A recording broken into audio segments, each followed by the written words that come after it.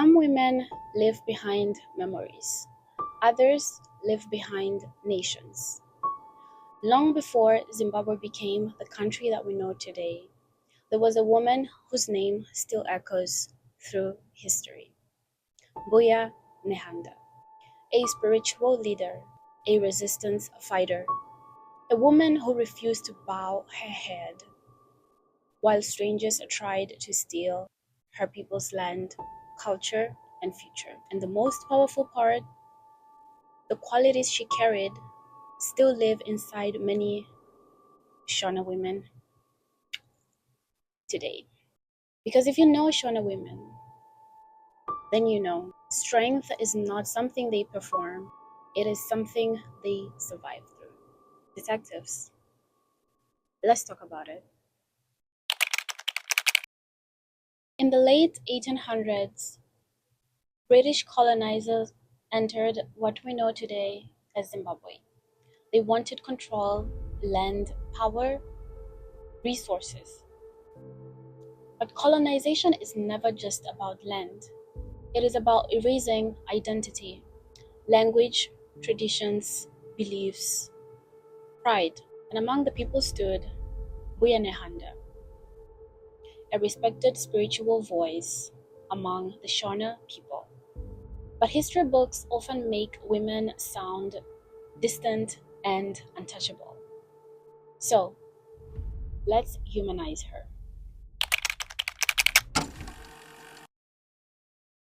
Imagine being a woman and watching outsiders take over your homeland, watching your people suffer, watching fear spread through villages.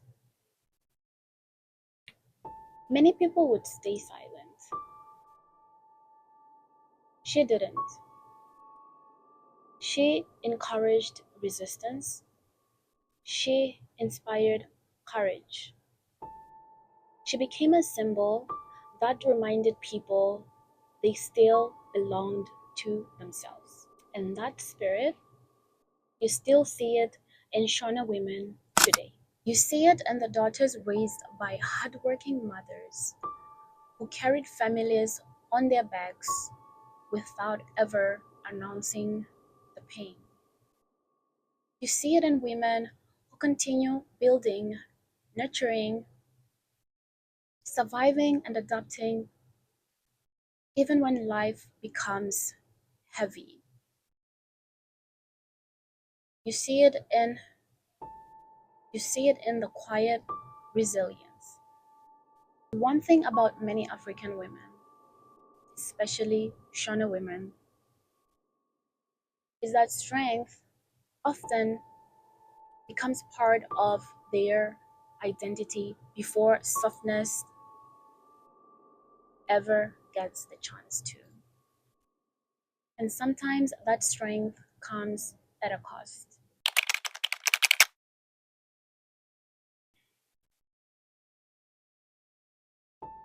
Mbuya Nehanda represented more than a rebellion.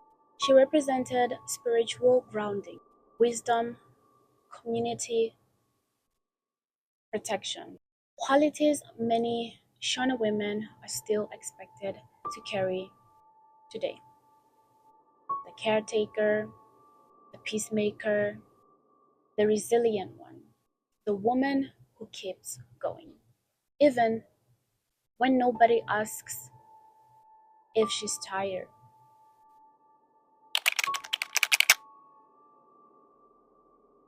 The colonizers eventually captured Mbuya Nehanda, and in 1898, she was executed publicly.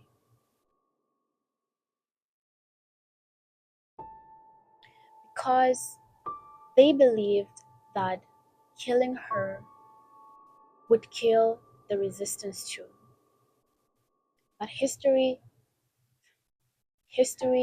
has a funny way of remembering people.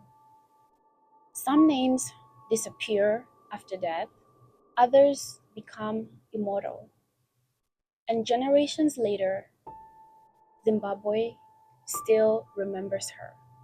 not because she was perfect, not because she was loud, but because she stood firm during a time designed to break her people apart.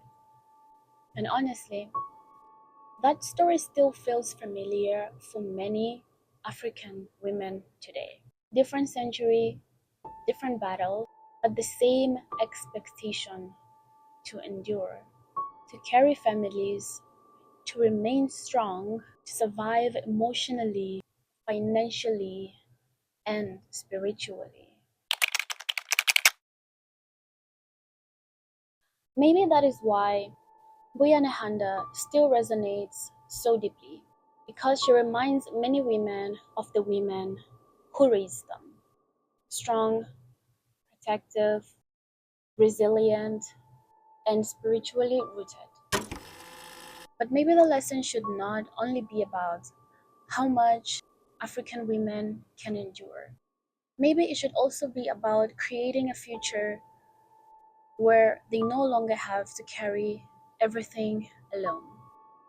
Because survival should not be the only inheritance passed down to African daughters. And maybe that is the real conversation her story leaves us with today. They tried to silence one woman and accidentally created a symbol that outlived an empire. Maybe that's why Zimbabwean women carry so much strength today, because women like Mbuya Nehanda came before them. And honestly, the more you learn about African history, the more you realize African women have always been powerful. So, what are your thoughts?